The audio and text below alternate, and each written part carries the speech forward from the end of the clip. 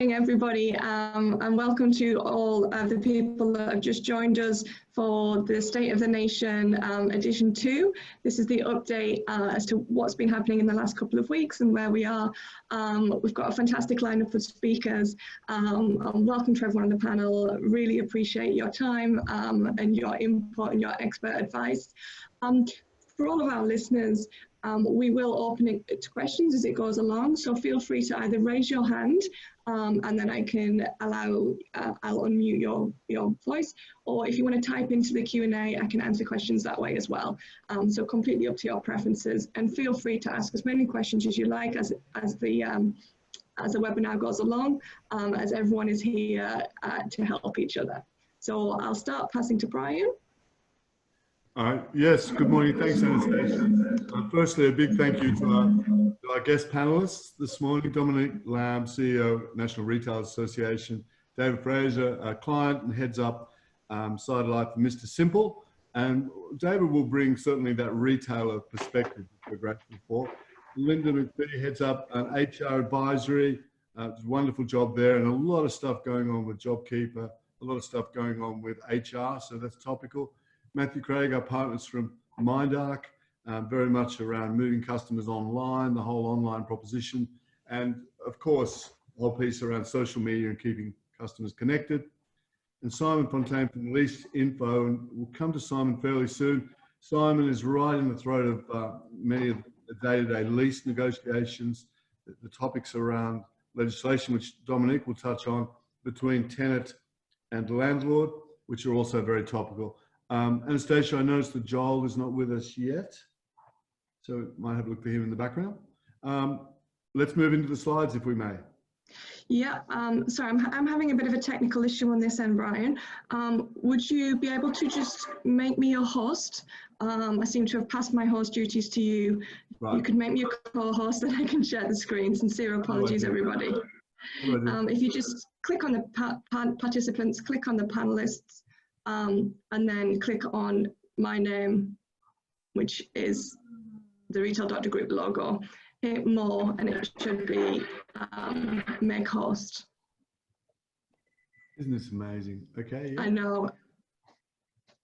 Apologies, I am having one of those mornings. How's that? Fantastic. Got it. Thank you very much. About as technical as I get, but anyway. Right. Lead us into it. Okay. And we're off. Okay. So, all right. So we'll move into the slides as we move through them. Well, again, this is the second session we've had. I've had the pleasure of introducing the panelists. What we did in the first phase, or the first State of the Nation, was look at what was going on around the world, courtesy of our partnership and membership into the Ebeltoft group. And you'll know from those of you who work with us, we're always looking around the world to see what's going on with best practice, which retailers are doing particularly well. In this case, we wanted to get a bit of a view from our colleagues about what was going on around COVID-19. And I'll segue to say too, the purpose of these sessions is very much to help our retail community understand what's going on, understand what steps they can take, and what learnings they can benefit from. And what we see here is overall restrictions across the countries, fairly consistent. Some countries beginning to relax restrictions. Overall, we are seeing a slightly move towards restrictions being lifted in the next 4 to 6 weeks in various ways. And of course, that's all very much subject to the intensity of the COVID virus in the respective countries. Excuse me. All right. I think that's fairly self-explanatory. What we were seeing, of course, is a change in consumer sentiment. And what we're seeing globally, and what this chart shows us, is that consumers, broadly speaking, across all the various countries surveyed, are expecting the effects of COVID-19 to be more long-lasting, both in terms of their personal consumption, the channels in which they will consume, the way that they will interface and interact with retailing. And so what we see here is a consistently stronger message that the bounce back may well be slower than we gave credit to initially, And that's something I think Dominique will probably touch on.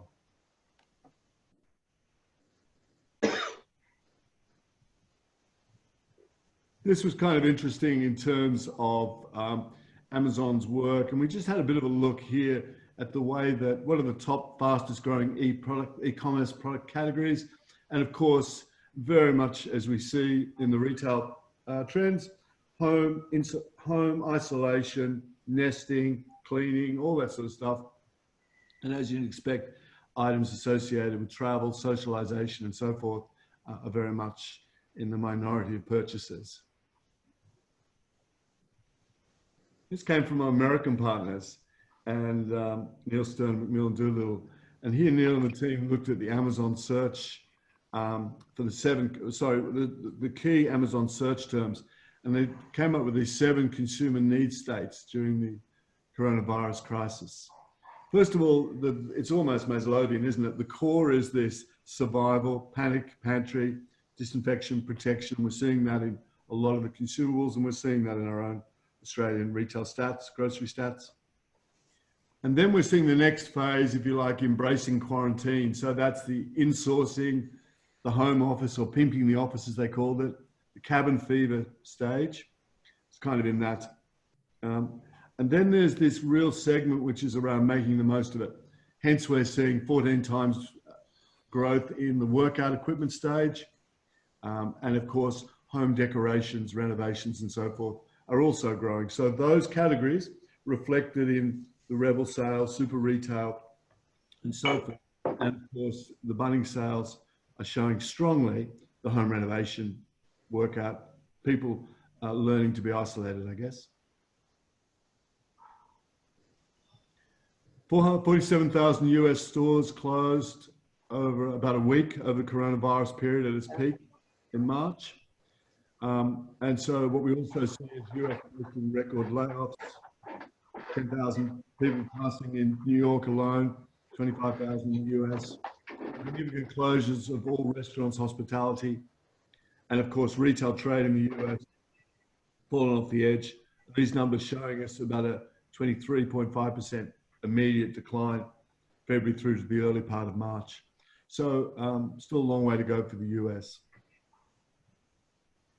And what we wanted to touch on was the way that American retail, as an example, are adapting. And the next little phase of this presentation is about adaptation through this. Here we're seeing fast casual restaurant chains, Panera, Subway, are starting to offer groceries. Lululemon, for example, using brick and mortar locations as logistics centers for shipping providers, focusing on e-commerce. So using their physical distribution network as e-commerce ports, distribution initiatives, digital initiatives, and also tending to allow other players to use those sites.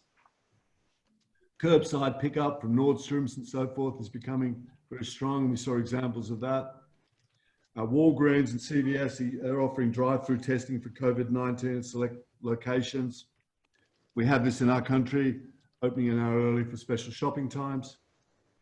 And Instacart and other delivery providers providing no contact delivery options. So continuing to adapt. Australia, super retail, and we just looked at a few of the retailers for today, pivoting their marketing, for example, to urge Australians to camp in their backyard, particularly after the Easter curtailed. Their e-commerce sales across the group have risen 145% in recent weeks. Rebel online sales up 300%. I don't know if you've tried to get any gym equipment from Rebel, but it's impossible. They were about 25%, or 1 in every 4 transactions are online. So that was up from about 10 to 11%. So it's more than doubled. Click and collect has doubled due to a contact-free offering. And we saw this contact-free offering coming through in a lot of the data from both the work of McKinsey's, Ebeltoft, and so forth, where if you are a retailer and offer click and collect, do make it very obvious that it's a contactless point. Bunnings with their click and deliver, now live in every state. David Jones, the department store, up 108% online sales in March. And we're seeing parcel data from 184%. So people are still consuming. There's a very select range of products, of course, selecting, but nevertheless, still quite a lot of activity. So adapting is key to this.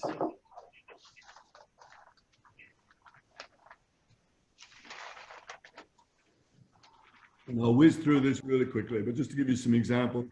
Lulu offering, come in and wash your hands for free. And this was this sort of example of retailers pivoting to have more of a humanitarian, social aspect to what they're doing, much more around using their brand for the social purpose of curing the virus or assisting in it. So here's Nike making respirators and so forth. So repurposing product, making sure that their brand is prominent, but they're offering a social benefit. Amazon Care, delivering and picking up at home, COVID tests in Seattle. I'd not seen the Amazon Care brand before this, but there we are. This was just nice. Carrefour's enabling to send treats and so forth to their employees with the Counterculture brand, which was nice. Swiss Red Cross and Co-op, one of the market leaders in Switzerland, collaborating, offering a for free delivery service for elderly people over 65. And this point about collaboration, partnerships, social good, using the brand is a very strong theme globally.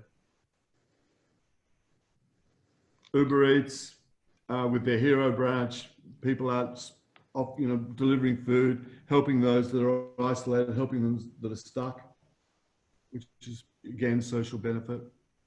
Here we saw Aldi open a mini market for hospital staff in sales areas around 500 square meters.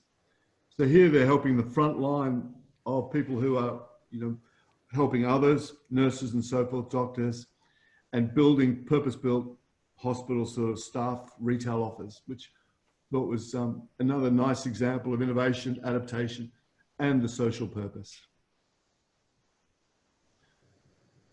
Here's Atomic Books out of Baltimore. Curbside pickup and free local home delivery, shipping, curbside pickup, and so forth. So just an app to build. So they're building this omni-channel ecosystem and thinking of the ways that they can obviously have contactless retail. This is a Chinese e-commerce platform which allows you to do virtual tours of China's main tourist attractions. So there's another adaptation. This is becoming more prevalent. These are the shop safe apps that allow us to see how busy or crowded a supermarket is. Pretty straightforward.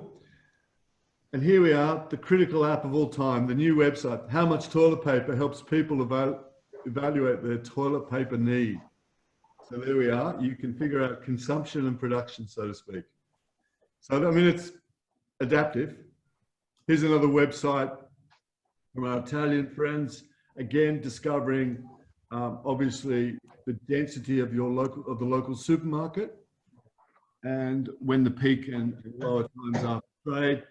And then in some cases, being able to pre-book your time in the supermarket.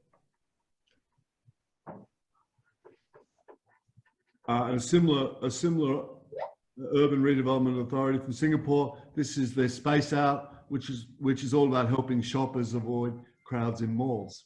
So using technology, app development has more than quadrupled in this space in the last month, and we'll see more of this. This is the Spanish website Tienda Cerca, helps people connect with nearby shops. Very similar approach. The beauty brands such as Kiel and DSM have turned their retail teams into virtual consultants. So they spend their time with customers online, providing their expertise, but of course it's all done virtually. This is Leon, which is a series of restaurants in the UK, I beg your pardon, and they've now transformed their business into supermarkets.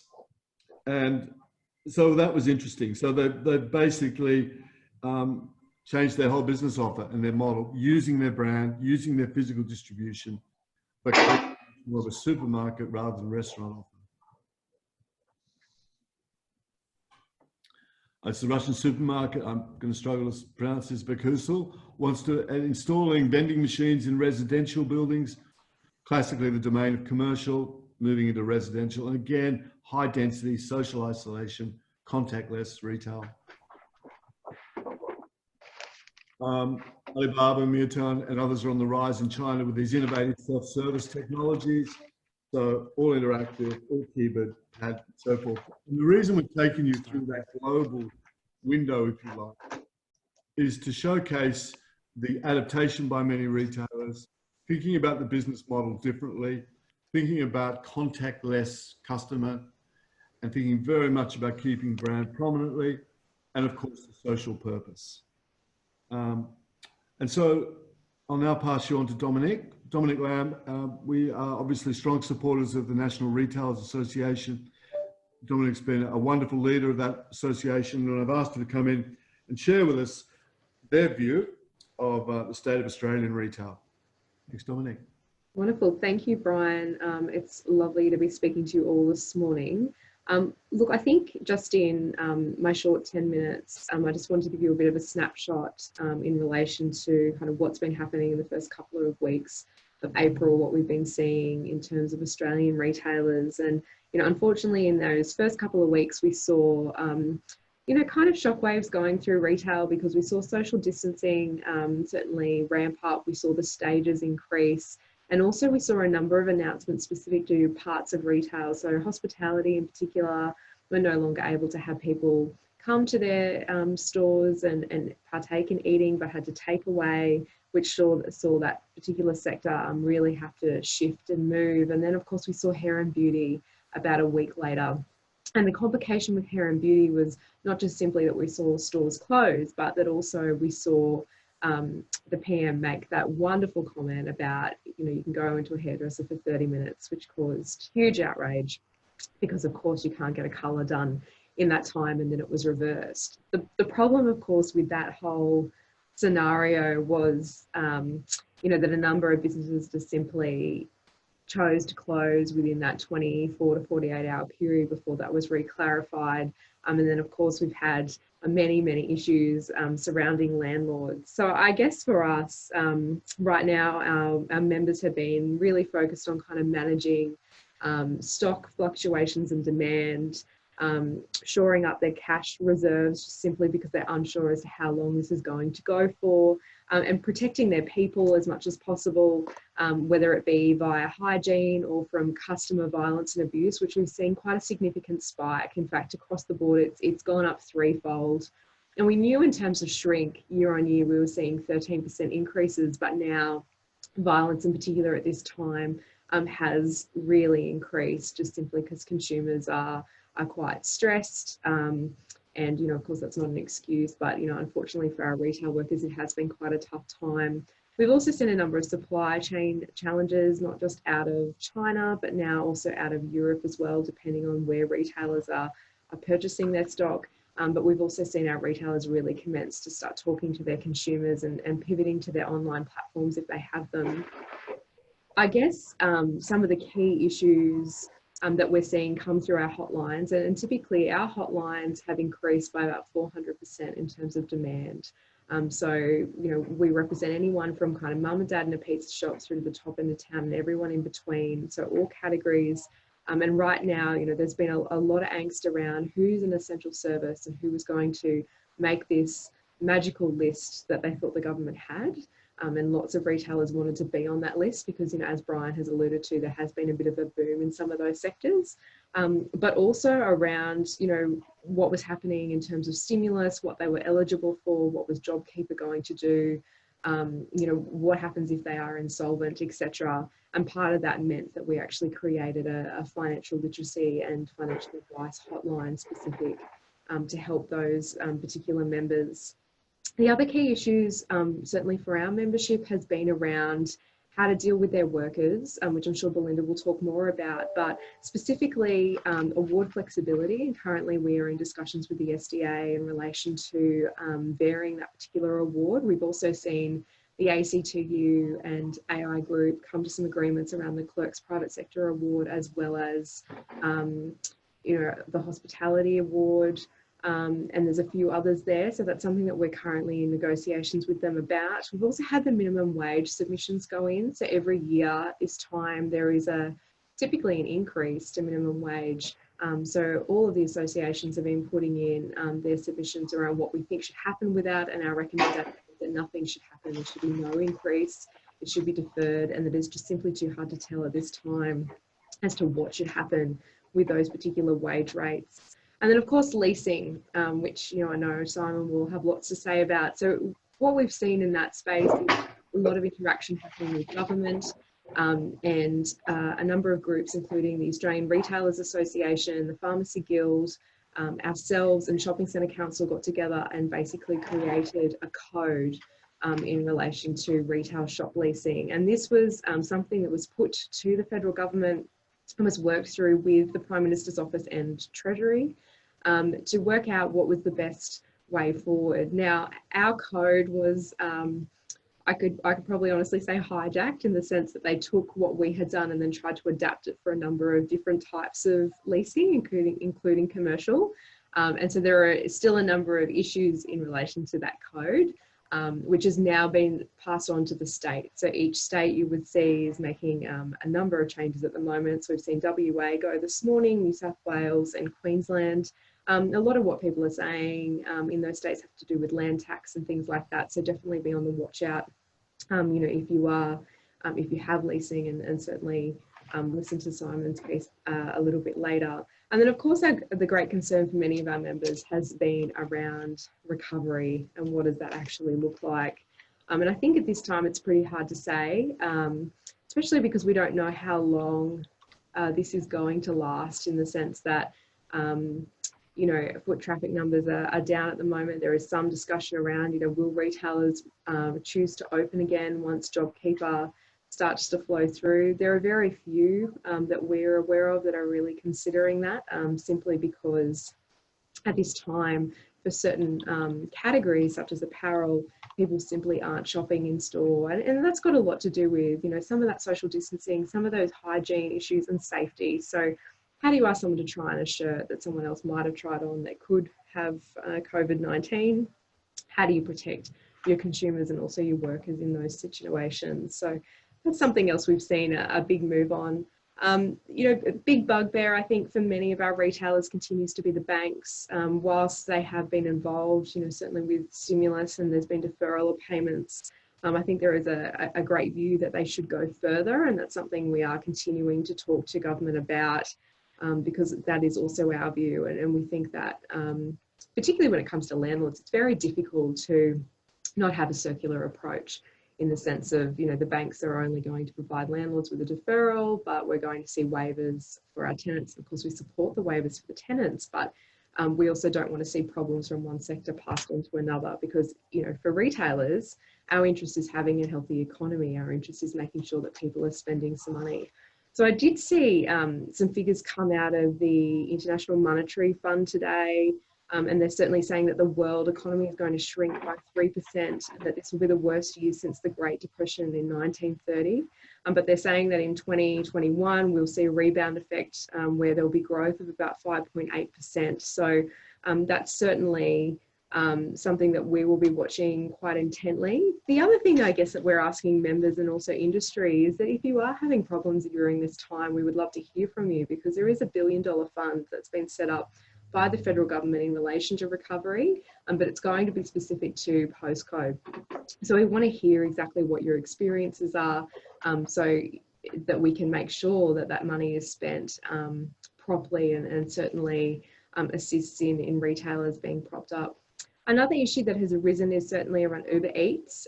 So where people are being forced on, particularly onto that platform, they haven't seen discounts in relation to the surcharges that they are being charged. And at the moment, they're sitting around 35%.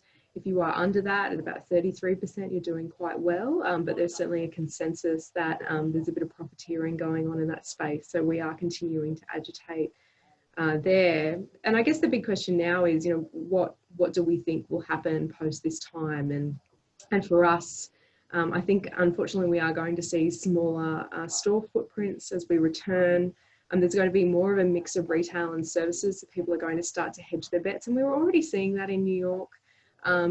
We tend to be a little bit ahead of what we are doing, in the sense that they are looking at different models, subscription, different revenue streams, and making sure that they have two offerings, whether it be what they're selling as a product and also offering a service.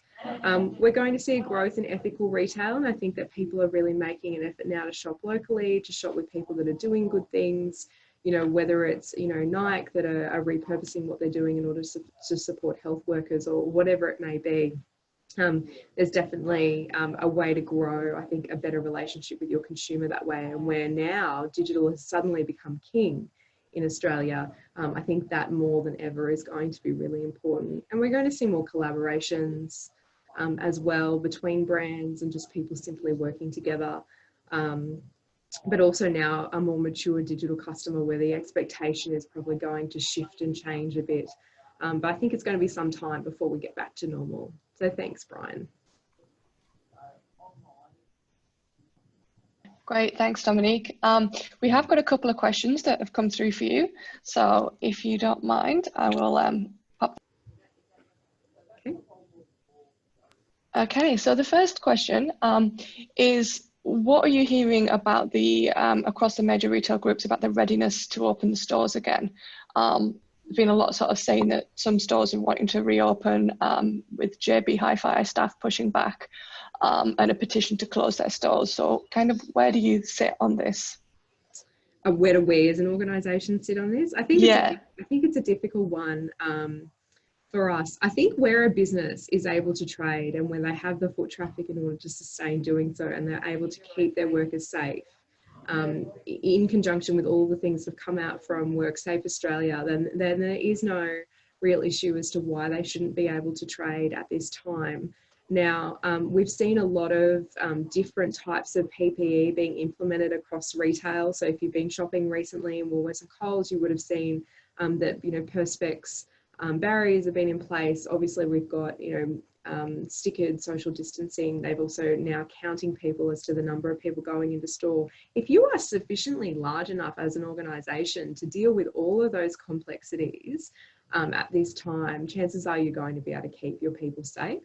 And so I think as long as you can ensure that that is the case, you know, I don't have any issues with you opening. I think that the more stores we have open, if they are trading, obviously that's going to continue to generate income, you know, within the economy, and that's what we need at this time. We want to see as many retailers return in whatever capacity they can after this event. And I think 6 months is a long time to be closed, and not everyone can afford to do that. Fantastic, yeah. We've got quite a few questions come through here. And this one I think could be open not just to yourself, Dominic, but maybe if anyone else maybe has an opinion here as well. Many businesses are going online and contactless services, even pubs with drive-throughs and takeaways. One of the fears is that once consumers change their habits, how do you get the consumers back to bricks and mortar, especially into the strip shops? Yeah, and this is something that we've certainly been thinking about ourselves. I mean, it's this concept of how do we take retail out of hibernation, and how do we get those people back into store? To be perfectly honest, I think if you look at the Wuhan experience, where people were released out of lockdown after 70, I think, how long was it? It was weeks and weeks and weeks. There was significant numbers that effectively fled and left Wuhan and were out and about. And I think that we will see people naturally want to be, you know, doing different things and returning back to store, but it's going to be about making them feel safe.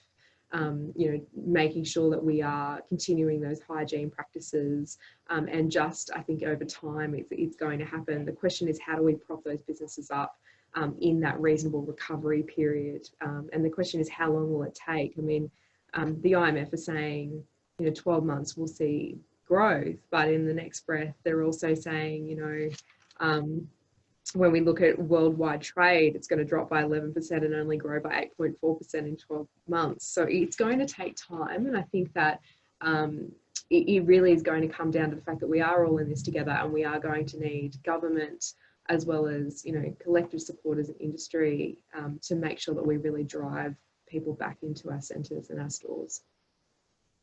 Yeah, and I think as well, one of the key things that I sort of keep talking about is that it's so important to stay connected to your customers during this time that a lot of businesses are going into hibernation, but to really keep that customer connection, understanding what are your customers needing during this time. Do they need reassurance? Do they need entertaining? Do they need something different? And keeping that real loyal and emotional customer connection, so that when we do come out the other side, they're still with you.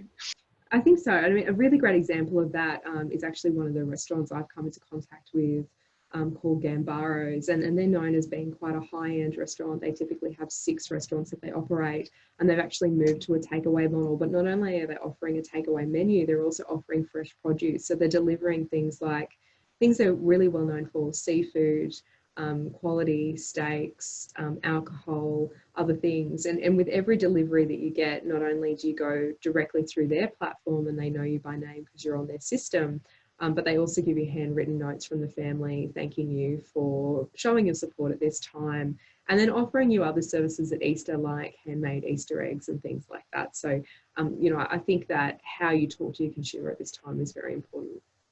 I certainly think that COVID has accelerated the journey of what it will be to be a retailer, and what it will be to have a true omni-channel presence, such that your physical environment is still very important, different ways of generating revenue through that environment, the customer experience, and then all the various ways that we serve customers online, communicate, all that will still be very much front and center. Distribution planning will be less about quantity of stores, but it'll be much more about quality of offer. Would be my take on that question. Right. We've got another question here that's saying that the government is giving clues that the Cabinet will announce a return to work plans tomorrow. I suppose it's very much hypothesising, but is there any views there? I would think that that's probably not accurate.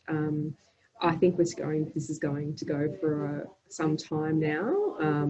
I think that whilst we might be hearing noises within the media about the fact that it's upcoming weeks and it's going to we will relax and all those kinds of things, I just don't think that's the case. You've got to understand. I mean, we've had the states just simply practically close schools at this time, which is going against the federal government's views on those things as well.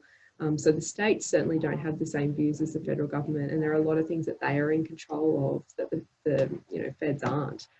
So I actually think this is going to go on for some time, and I've heard borders could be closed up to December. So I think we just have to bear with it.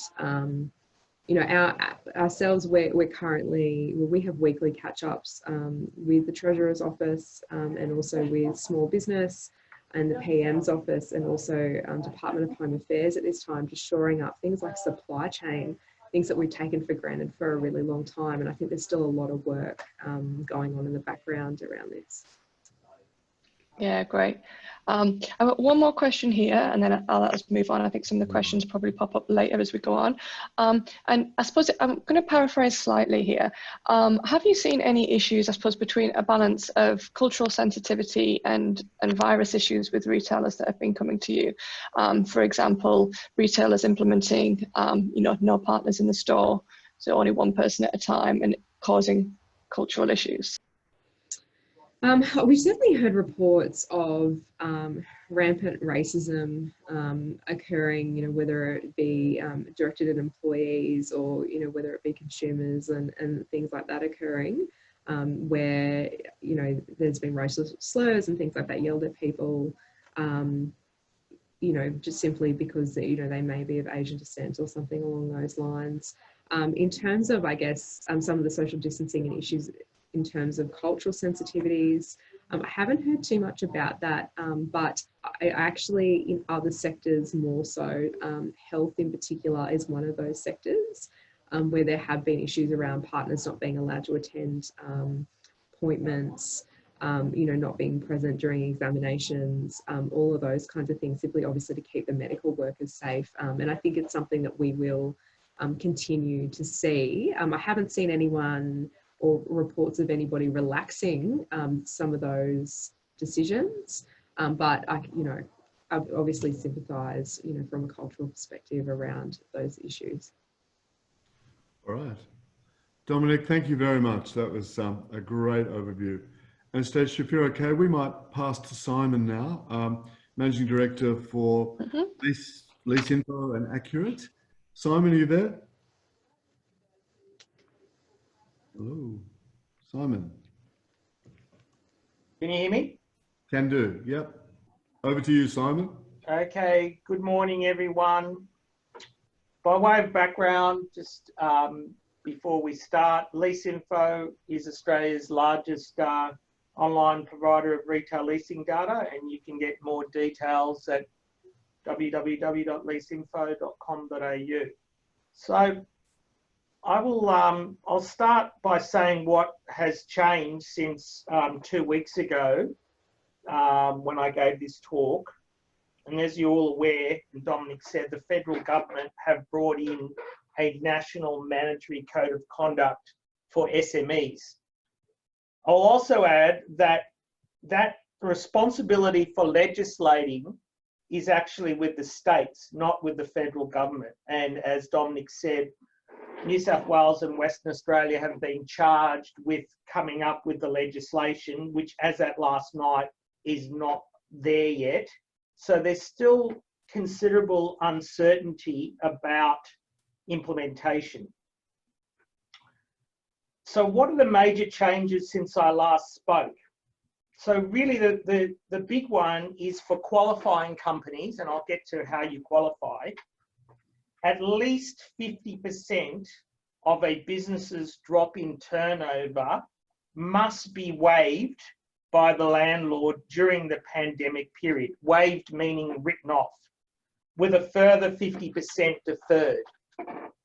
So I'll explain. The easiest way to explain is a simple mathematical example. So if a tenant pays, say, $120,000 per annum, which is $10,000 per month rent, and they can demonstrate a 50% drop in turnover and they qualify, then $60,000 or $5,000 per month is payable in rent.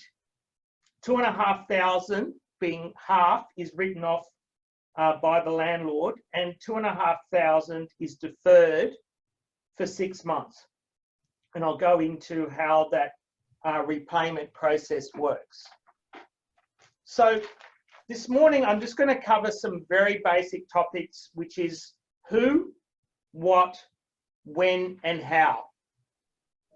So Anastasia, if you can do the first slide. So who is eligible for this relief? So basically the tests are, and again, the tests are still a bit vague.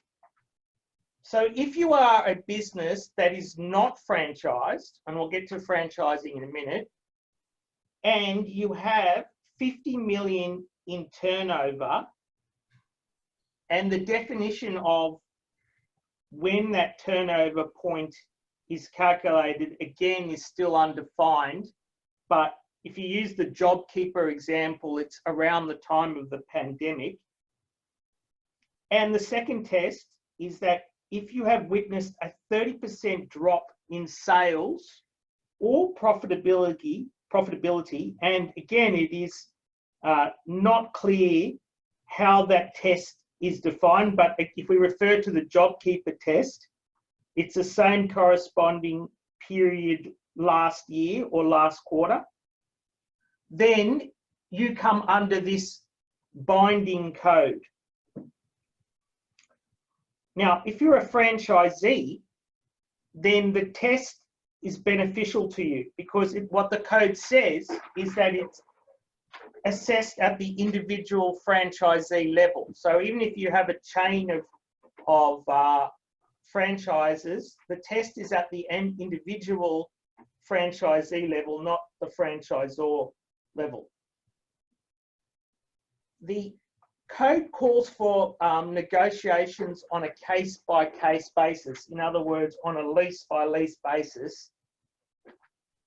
And that requires, obviously, a lot of negotiation to do, particularly if you're a multi-site retailer.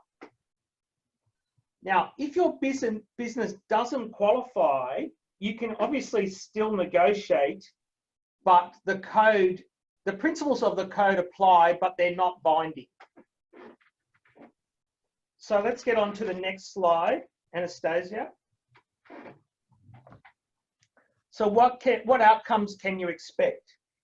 So as I said to you, if you qualify and you satisfy that test, then, and you can demonstrate a rent drop of 30% or more, then you can expect a minimum of half of that written off by the landlord and a half of that to be deferred. Go into deferment in a minute. So if another example is, and we get a lot of questions about, what is this minimum 50%? So that the 50% waiver is a minimum, but it's not a maximum. So what the code says is that if, for example, the waiver is insufficient to allow a tenant to fulfill its obligations under the lease, then a higher waiver is appropriate. So you are free to negotiate a waiver higher than 50%, or of course you can negotiate lower. The deferment part is a little bit confusing for a lot of retailers. So what the deferment says, it must be a minimum of 2 years or the unexpired portion of the lease, whichever is greater. So to give you a simple example, if you have a lease term as at, say, 1 April and you had 3 years to go and the pandemic period lasts 6 months, then your amortization period is 2.5 years. Another confusing part is what happens if you have a lease that's expiring before 2 years. So what the code says is the repayment period will go beyond the expiry date. Repayments are not to start until at least the end of the pandemic period, which is 6 months. And during this time, and for a reasonable recovery period, which again, the reasonable recovery period is undefined and will depend on each type of retailer, the landlord must not increase the rent. They cannot charge interest or penalties on unpaid rent. They cannot force a tenant to trade. And they cannot access bank guarantees or personal guarantees to enforce the lease. And lastly, which was already foreshadowed in the previous code, they cannot evict or lock out a tenant in that pandemic period if the tenant complies with this code of conduct. Now I'm going to get to outgoings. Outgoings is again a confusing part. The code is somewhat silent on outgoings. Outgoings, basically what it says is that outgoings is basically to be passed on where a landlord receives a benefit, such as a reduction in land tax or land tax relief. And I'll note, as at today, the New South Wales government is now offering commercial landlords 25% land tax reduction and a further 25% land tax deferment. The code states that the tenant must receive that benefit in order for the landlord to receive that benefit. The code also states in an ambiguous way that if a tenant cannot trade during the pandemic period, then there is no outgoings payable. However, it's not clear as yet whether that trade means no trade or proportionate trade. What it does mean is that presumably outgoings need to be reassessed and reassessed by the landlords in light of all these changes. So landlords are currently reviewing their outgoing situation with a view to reissuing to tenants. If you can do the next slide there. So the other, I've explained how, sorry, go back one. The other part to understand is what the concept of deferral is. So the code refers to the right, but not the obligation to have a lessee extend the lease by proportion of the months that were lost due to a tenant not being able to trade. So to give a very simple example, if a tenant could not trade for, say, 3 months during the pandemic, then the tenant has the right to ask for a 3 months extension to trade at the end of the lease. Last slide. Dominic? Okay, so I'm not sure why that didn't come out, but basically, so how to get the best possible outcomes in this time. I think the first concept here, which is probably the most important, is you need to, in order to get the code's benefit, you need to negotiate in good faith. So good faith is both a concept commercially, but it's also a concept in law. So in law, it means that you come to the negotiation table with clean hands, meaning you present factual information, you do not attempt to profit out of this situation, and you can demonstrate and back up your position. So your position as a lessee, or if it's a lessor, your position is you should use auditable evidence. So evidence of drops of sales could include BAS statements, audited sales from accountants, financial statements submitted to banks. So you need to provide information that is readily auditable. You need to be proactive. So you need to be sitting down with your landlord on at least on a monthly basis and reviewing and updating them regularly on where you're at and what your plans are. So the landlord is is aware of where you're at.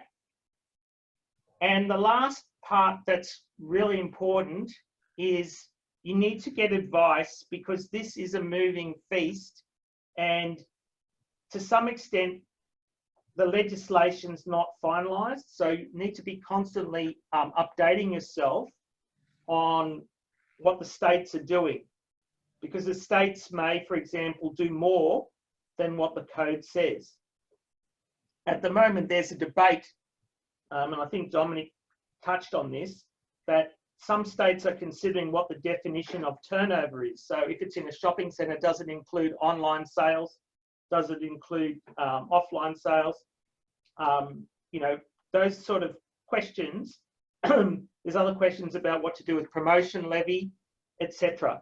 So you need to be constantly updating yourself and looking out and getting advice on what's happening during this period. So I'll pass it back to Brian, and hopefully that was helpful. Thanks, Simon. That was great. There's been quite a few questions popped up already for you. So the first one regarding bank guarantees, how long are landlords prevented from calling on these? Is it just during the pandemic period, or is it during the repayment period as well? No, well, a very good question. So what it says is that the bank guarantees cannot be called for the pandemic period and or a reasonable recovery period. So this is where, again, it's vague. What is a recovery period? I guess that's a lessee by lessee question. So to me, recovery period is where the tenant sort of moves into a period of cash flow positive situation. So the minimum is the pandemic period, but it can also include a recovery period. And sorry, just to clarify as well, so when this was created, that whole reasonable recovery period, it's anticipated that the states may link it to potentially how long they are in a state of emergency, or whether or not they will actually legislate what a reasonable recovery period looks like. So it's just worth noting, as Simon has said, that all of this is going to really be dependent upon how each state decides to legislate this particular code, because right now, you know, many of them are saying they'll simply put it into regulation. Some of them are picking and choosing what parts of it they want to include. So you have to get advice on a state-by-state basis. Okay. Yeah. A second question there, what about new retailers who don't have a sales history or tenants who are on holdover? So, okay, that's two separate questions. So we'll deal with tenants that are on holdover. So if a tenant is on holdover, this basically still applies. So if a lease is on holdover and expired, the code still applies. So, however, it's a little bit of a grey area. I can't imagine that if you're on a month-to-month basis and you can't pay your rent, it's unlikely that the landlord and the tenant are going to agree to repay it over 2 years. So I think a sensible compromise will be that the parties will have to come up with a repayment plan that works for both.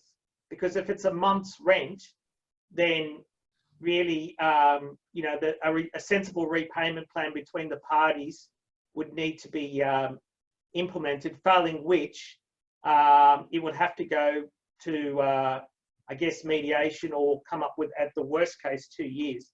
In terms of tenants who are new and can't demonstrate the sales, there is a test about whether or not the JobKeeper program applies.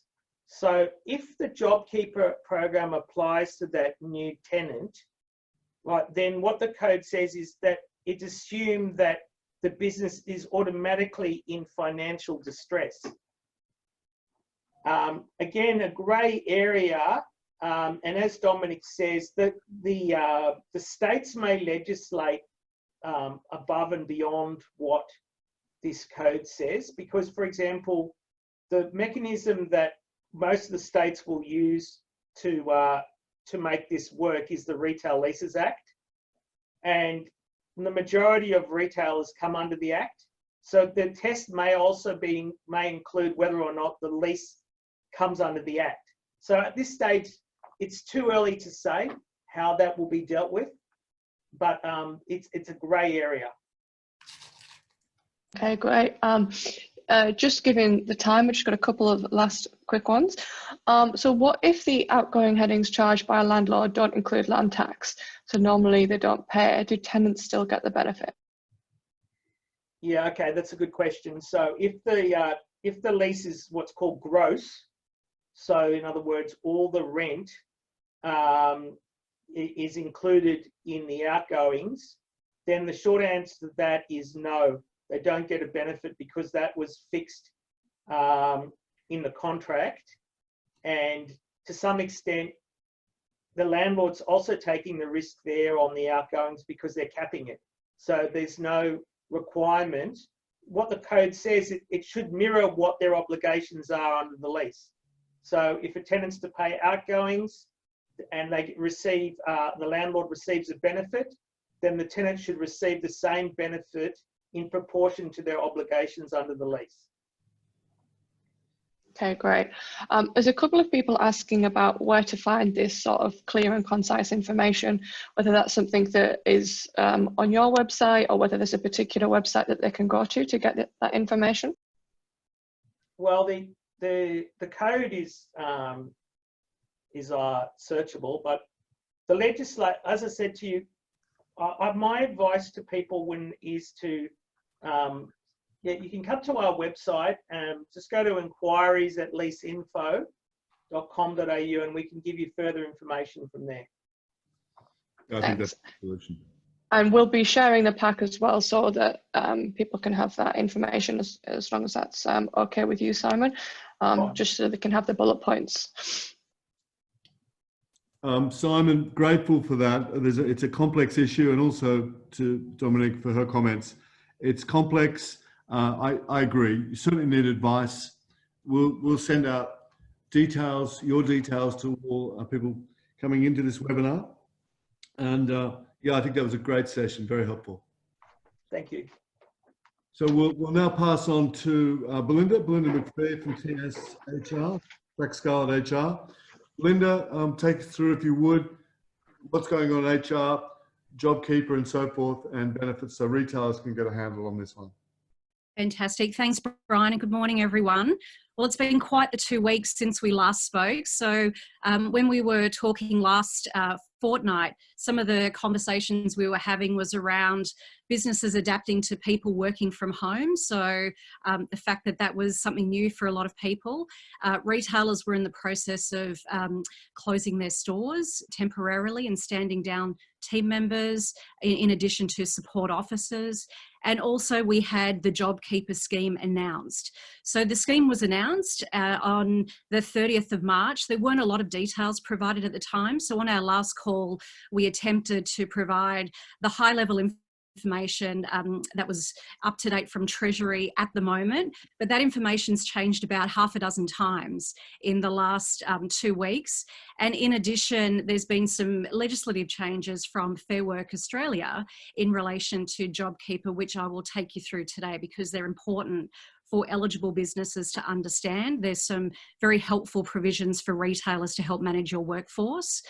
And then the other thing that's happened just in the last few weeks, which Dominique referred to earlier, there's been a number of changes to awards, to modern awards. So there's over 100 awards that the Fair Work Commission are actually looking to update and change.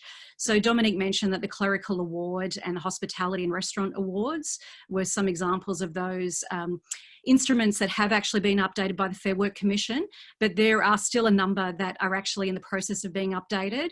And essentially the activity of updating the awards is something that the Fair Work Commission would typically take about 30 years to update, and they're doing that in the space of 3 weeks. So it's quite a monumental task. The other thing that we briefly spoke about last time is what is best practice and what are some things that some more progressive retailers are doing to actually get on the front foot in terms of managing COVID and managing their workforce. So we talked about those businesses having regular crisis management meetings. So to deal with obviously, issues that pop up, from a reactionary perspective, but also planning for the mid to longer term. So that's been some good things that's happening.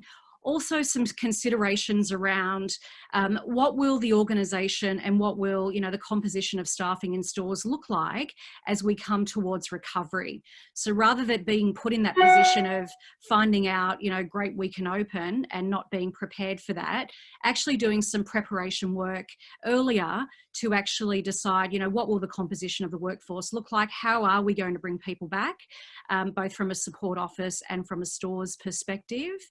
And also just having, I guess, a focus on anything that you do today in terms of your actions, obviously, have an implication for your workforce culturally, in terms of, how they remember you and, and whether it has a positive or negative effect on your employment brand. So there's some things that we briefly spoke about last time, but what I thought, just because the JobKeeper changes are so significant, it might be worthwhile just quickly going through some of those changes. So Anastasia, I might get you to drive the slide deck just to take you through. So we'll move to the next slide deck. To the next slide, please. So just in summary, as most of us are aware, because it's in the media every day, is that qualifying employers can obviously claim for the $1,500 per fortnight payment for each eligible employee. So there's been lots of discussion around what an eligible employee is. And an eligible employee is essentially anyone that's on your payroll active from the 1st of March 2020. That obviously excludes casuals that aren't regular and systematic. So for casuals have to be employed by the 1st of March 2019 and be able to show to have regular and systematic engagement throughout that full 12 months to the 1st of March 2020 to also be eligible to claim JobKeeper. And that the payments are obviously paid per fortnightly, or you can actually, if you've got a monthly payroll, adjust those payments accordingly to fall in line with your monthly payroll periods. But the ATO will actually reimburse you once you've obviously gone through the application process, and it's after the event, so after you've actually made the payment. So there's been lots of questions about the timing of payments. Do we wait for the government money to come through and then make payments? It's very clear from the legislation that you actually have to make the payments first to be able to obviously be reimbursed. So, and then the last point is obviously that the $1,500 has to be passed on in full. So if someone earns less than that per fortnight, there's a bit of a windfall for that team member. And if someone earns more than that, they're obviously paid what their previous wage arrangements were. So if I use the example, they're paid $2,000 per fortnight, you would continue to pay them $2,000 per fortnight, but the company's able to obviously keep that $1,500 JobKeeper payment to subsidise their wage. So the employee is getting the benefit of JobKeeper by still getting their $2,000, but that's just kept by the business to help offset that. So we'll move to the next slide. So some of the key changes that you need to be aware of, and this only relates to businesses where they are eligible to claim the JobKeeper scheme, is that there's changes to the Fair Work Act that are directly related to JobKeeper. So some of these new provisions cover off your ability to temporarily and partially stand down team members in certain circumstances. You may recall from our previous discussion last fortnight that you fairly much had to rely on, I guess, some of the social distancing requirements and the ability to action Section 524 of the Fair Work Act. That is now different for JobKeeper eligible organisations because the Fair Work Act changes allows you to temporarily and partially stand down employees in certain circumstances. The other important point is you can temporarily also alter the usual duties and locations of team members in certain circumstances. So if you've got multiple stores and you've got one store closed, for example, in Paddington, and you've got team members that could be redeployed to Bondi or the CBD, you're actually able to reasonably redeploy those team members to other locations. Or if you've got stores that are closed and you've got an e-commerce business that's still obviously thriving, you're also able to reasonably redirect team members. And I think we used the example last call of, you know, a dark store. So a store that's not trading but is helping to, you know, replenish stock for e-commerce purposes. The staff can be directed to actually participate in those activities. Naturally, the important caveat is that you have to make sure that you guarantee the health and safety of your team members, both from a physical safety and a psychological safety perspective. And I'll touch on that a little bit later, but that's something that's very important for you to keep an eye on. And also you're able to alter an employee's roster in terms of the days and times of work under certain circumstances, which we'll talk about in a moment. And also you can direct people to use their annual leave in certain circumstances. So there's been a lot more flexibility from Fair Work to allow mechanisms for employers to be able to introduce some of these key changes to help, I guess, mitigate some of the cost and risk of their workforce by, again, you know, keeping the notion of keeping team members on the books, keeping team members engaged and, you know, having, you know, some useful, productive work during that period of time. Next slide, please. So in terms of the JobKeeper enabling stand down direction, so that's a new part of the JobKeeper Fair Work legislation. So what that actually allows you to do is to reasonably stand down people in your business if they can't be usefully employed because of their for their normal hours, because of any impact that's attributed to COVID-19 or any government initiatives that have slowed down trade. So Dominique before was using the examples obviously of the hairdressing and beauty industry that's been impacted as a result of some government measures. So for businesses that didn't take advantage of Section 524 of the Fair Work Act, there is now the ability, only if you're an eligible JobKeeper business, to actually stand people down and follow this JobKeeper enabling stand down direction. Next slide, please. And in terms of the JobKeeper enabling stand down direction, it's common sense in terms of how you actually would implement that. So there still needs to be what's called a consultative period. So you need to obviously have an open conversation with your team members around the fact that you're wanting to make particular changes around their terms and conditions of employment, relating to their roster, relating to their location of work, or relating to their duties. And you need to give the team member at least 3 days notice before obviously issuing the direction to make that workplace change. And that's a very important point, that you need to comply with Fair Work by giving the person the 3 days notice before the direction takes place. And there also needs to be a written record of the consultation. And my recommendation would be to have a letter that would support that, that's issued to the team member. So you've obviously got a very important trail of documentation to show that you followed the correct process. So that's a little bit of information around the JobKeeper enabling stand down provisions.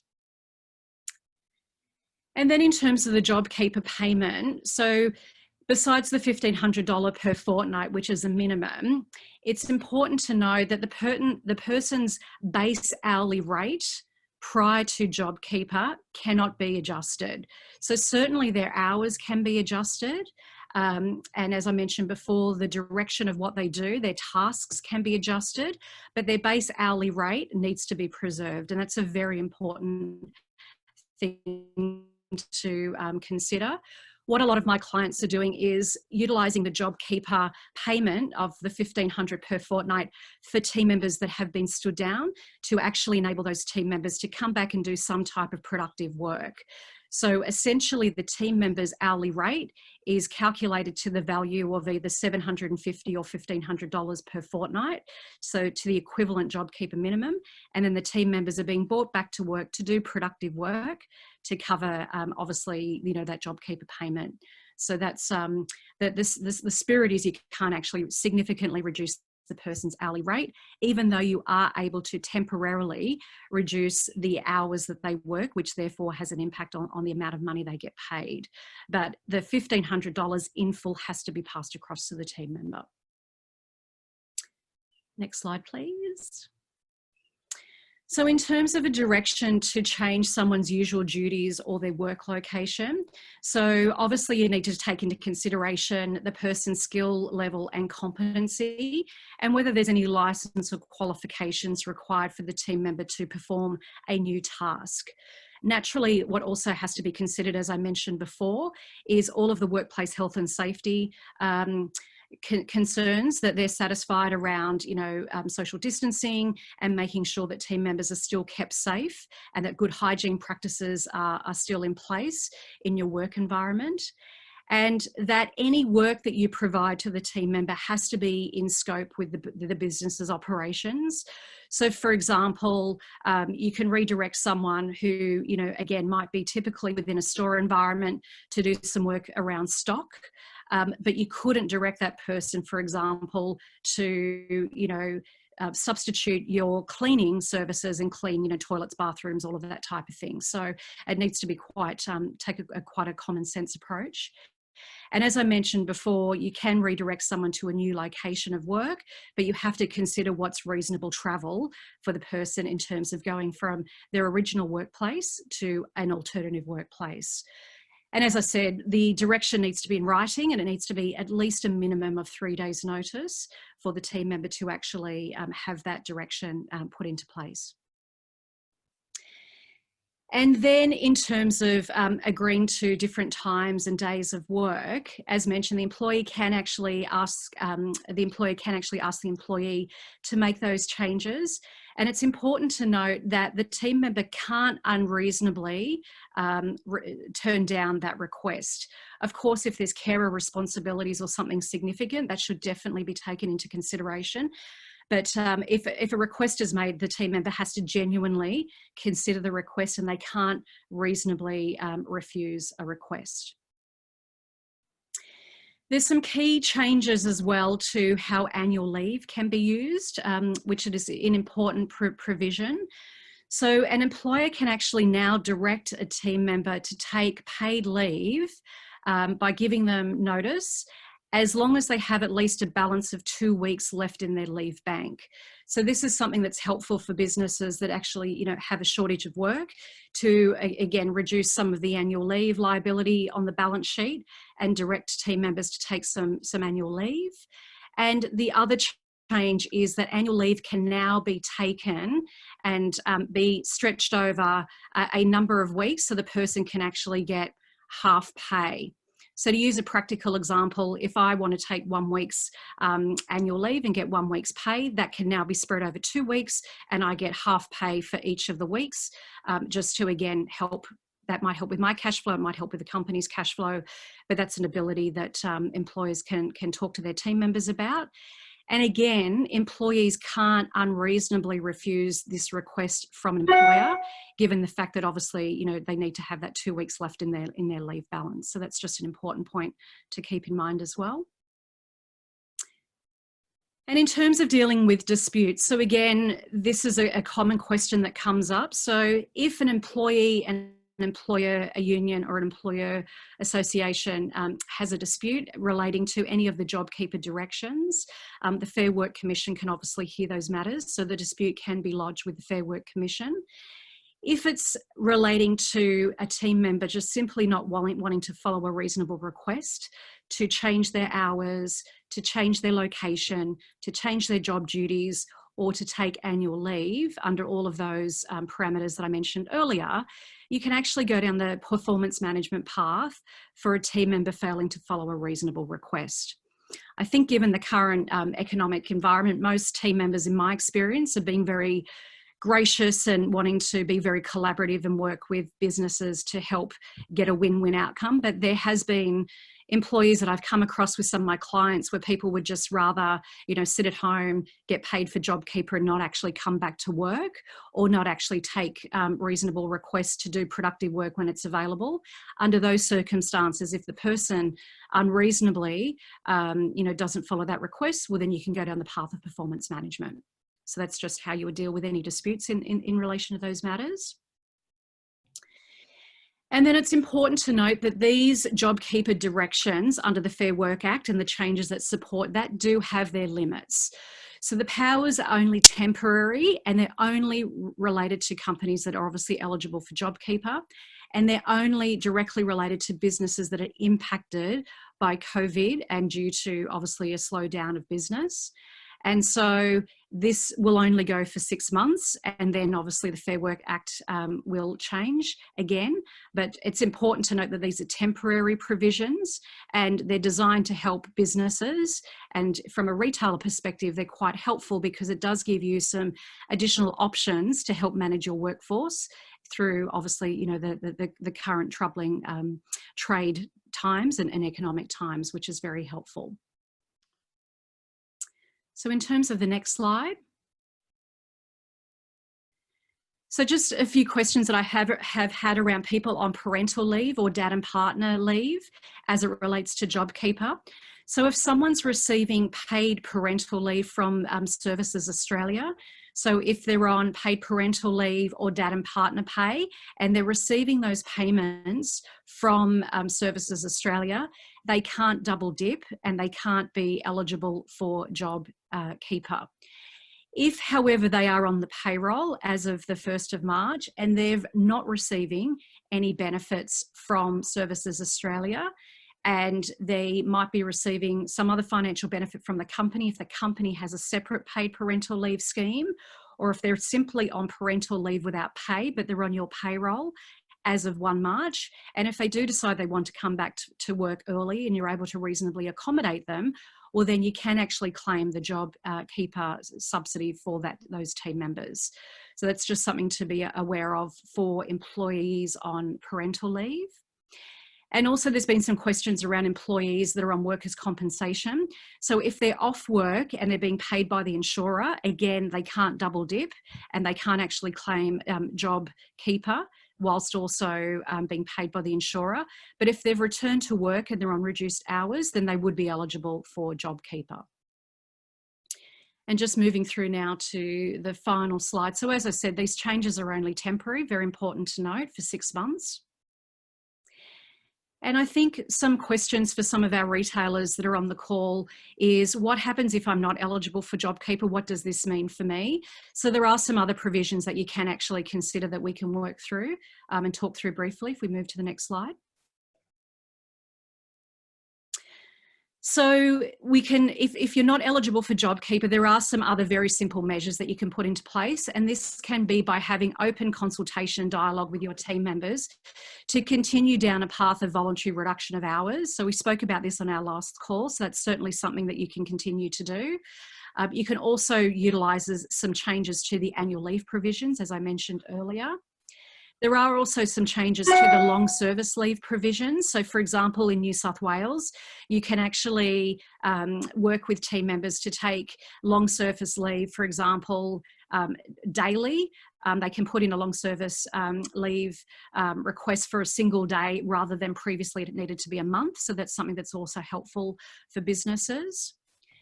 There's also utilising the annual leave close down provisions under the various awards. So that's something else that retailers could continue to consider, in addition to having leave without pay or some sabbaticals. Or again, if you're in a position where you do need to stand down and you're not eligible for JobKeeper, standing down and meeting the requirements of Section 524 of the Fair Work Act that we spoke about on our last call. And also, you know, last but not least, there are obviously, you know, in some cases, a genuine bona fide redundancy that may be required, and you can obviously continue to go down that path, following all of the Fair Work requirements around how you make someone redundant. So that's the end of the slide deck. Thanks, Anastasia. So just in summary, I think it's important to consider that, again, there are some really good provisions under JobKeeper that businesses can put into place in terms of changing the composition of their workforce and how they deal with their workforce during this 6-month period. And for those businesses that obviously aren't eligible for JobKeeper, there are other measures that you can put into place. It's also important to consider, as Dominique mentioned before, that there are some serious workplace health and safety considerations to keep in check, both from a physical work environment and from a psychological injury perspective. Some of the things that I'm hearing from my clients, as some businesses are wanting to start to slowly bring people back into the workforce, is team members' psychological reluctance to come back to work because they're fearful of COVID, and how you can actually support them through those processes. So that's something important to keep in mind, as well as all of the hygiene and social distancing requirements that Dominique mentioned before. And there's some terrific resources through Fair Work Australia and through Safe Work Australia that can also help you manage all of these different iterations. There's some great detail that's captured in those websites, which might be helpful to you.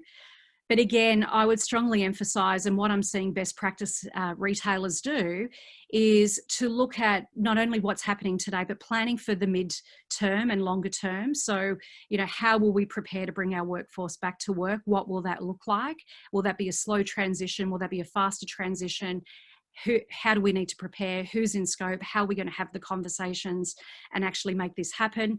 do we have a safe workplace to enable this to happen? So having all of the preparation around bringing people to work, and then thinking around some organisational structure, organisational design, and some cultural initiatives that are important to make sure that, again, you know, to support the customer experience when retail and stores are back open, how you can support team members and make sure that, you know, they're in a good headspace and they remember you for doing, you know, the right thing and supporting them through this process. So I appreciate that was a lot of information to go through. So thank you so much for your time, and I wish everyone all the best. Thanks very much, Belinda. That was a terrific session.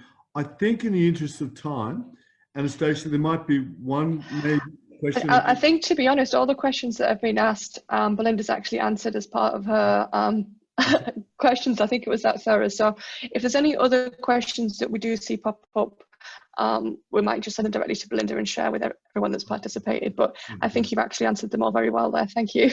Thank you, Belinda. Fantastic session. I wanted to reach out to one of our retail clients and really get that coalface perspective. And one of our clients, both in consulting and advising, has been David Fraser, Mr. Simple Business and Side Life Business. David's been, I mean, it's just a very hands-on, pragmatic, skillful retailer. And David, I'm going to pass to you and really frame up, if you would, what it's been like being a retailer through COVID. What lessons have we learned? What are some of the things you might have done again if you knew this was coming, and where to from here? Yeah, thanks, Brian. Thanks for having me on. I guess it was a pretty rapid. Can you guys hear me there? Yeah. Yep, cool. Sorry, I just couldn't hear myself through the headphones.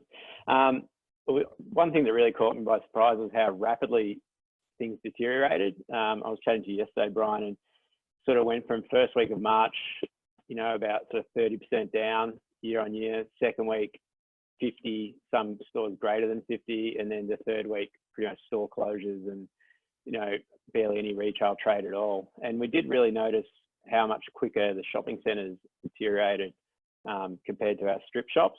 The strip shops seem to have much more loyal, I guess, local customers, and people tended to not stay away from them as much as they seem to depart the shopping centres a lot quicker. So that was an interesting lesson in, you know, how we might come back after this as well. And we're already looking at when we sort of start to open strip shops, maybe as a test before the shopping centre stores reopen.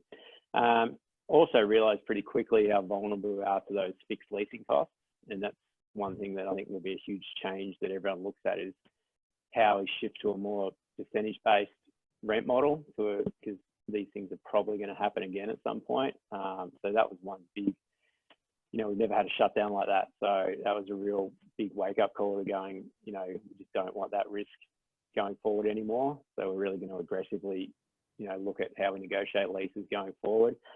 And then inventory, you know, seasonal inventory was a big one as well. When you realise you've got containers of jumpers and sweaters and jackets about to land in, you've all of a sudden only got your online channel to move them through, and, you know, no bricks and mortar channels. So going, okay, we've only got about 4 months to move this inventory through one channel.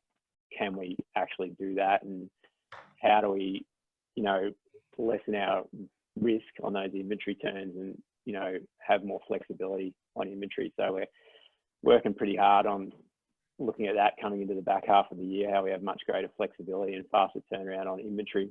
And then it was also staffing, how quickly we cut casual hours extremely quickly. At the start of March, we closed most of our shops. All our strip shops that we could close, we closed them on Sunday, Mondays to cut those down, and that helped us preserve our cash flow pretty quickly. So we did act really fast in that. So that was a good lesson that luckily we cut pretty hard and preserved our cash flow, and we're able to keep most of our head office staff on in some form. Those that work in wholesale sales, which we do as well, had no customers pretty quickly. So that all stopped. And also how quickly we do have about 30% of our business is wholesale, and the cash flow from that just stopped straight away. So I think our end of month sales, end of March, we collected about 15% of our age receivables that we would have hoped to have collected. So luckily we did hold on to that money. And the other thing that came super clear was how important our database had become. We've spent, you know, a good 4 years building up our especially our email and our customer database. And we were able to go quite hard online with early discounting to get those sales ratios up. And, you know, this month we really accelerated that for the last 2 weeks, and we've had huge success on the online business, luckily, which is the only thing keeping the cash coming in at the moment. I thought I'd quickly go on to the opportunities in that. I know we have turned a couple of our stores into dark stores, as we've heard them say there. So we've sort of almost covered up the windows on some of our strip shops. We've been consolidating inventory from other retail stores into there and fulfilling online orders. So that's helping, you know, sort of move that inventory that's just mothballed at the moment in retail stores. So we've got one of those sites been cranking along now for just over a week. And we've got another one that we'll set up next week. And we're actually going to start destocking some of our shops just to move the inventory through those locations. And then we will have to restock at some stage on that point. The other, I think we're finding a lot of efficiencies with our staff and realizing inventory wise, we probably had too much inventory sitting at a store level. Because all of a sudden you realize it's all stranded out in these retail locations, when ideally you'd like to probably have it in a one warehouse location. And so we're utilizing some staff to come back. As Belinda said, we're just starting to next week get some retail staff back in to start stock taking, consolidating inventory and moving it into more central locations, because we are, you know, we'd like to have some retail strip stores open some stage next month, but I think shopping centres could be a little bit longer out, and we just don't want to have inventory just sitting out there that we can't utilize through online channels or any other clearance channels. You know, we're working with eBay, Amazon, Catch, all those marketplaces. To anywhere we can find a channel to move the inventory, we're looking at super closely. Is there any other points there, Brian, that you... Oh, Dave, you made a great comment thinking about the range of physical stores and the online offer. We were talking earlier about this opportunity it's provided an opportunity to recalibrate, rethink the business model, rethink where to from here, and look, as you're touching on today, as where we're efficient and what were our inefficiencies and so forth. So quite a lot of planning as well. Yeah, well, it's definitely highlighted which stores can survive this type of thing a bit easier than others. And we found, as I said, shopping centre ones really dropped off quickly and earlier. We have quite a lot of, you know, international student customers. And so although the pandemic, you know, started for most people in March, we found some stores really dropped off, you know, from January, when those travel bans and university, we have a lot of university sort of customers, when there's delays in start to uni. So it has been going on for a bit longer for some of our stores. Other stores weren't affected at all until really March, and the shutdowns and the government initiatives really kicked in.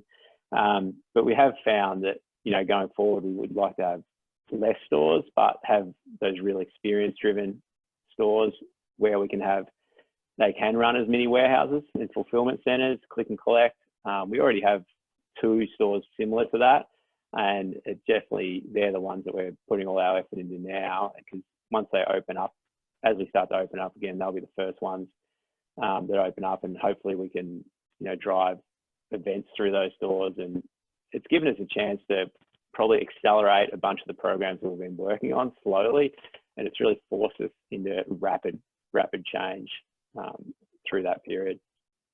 Yes, and as I look at your business, you know, with that lifestyle brand, apparel, the bags, the watches and so forth, and real lifestyle, you're typically operating out of 250, 300 square, and from memory, and you're really saying, look, we could probably have less over time as we open out into less of those, more experiential, more service focused.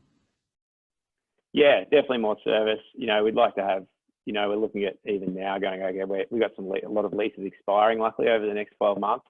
So we're looking at what our next generation of store would look like, and can they involve a mini warehouse almost within there? Could we have 100 square meters of warehousing space for click and collect and local fulfillment, you know, same day fulfillment in certain areas where a lot of our customers are based? Can we have mini event space within there? So we're having, you know, fortnightly, monthly events to get customers in and utilising them as a more brand experience space as opposed to just the traditional retail space. So we're looking at strip locations for those, you know, in Melbourne, where there's, you know, larger, cheaper retail like Brunswick Streets, Chapel Streets, those sort of things, probably Oxford Streets in Sydney.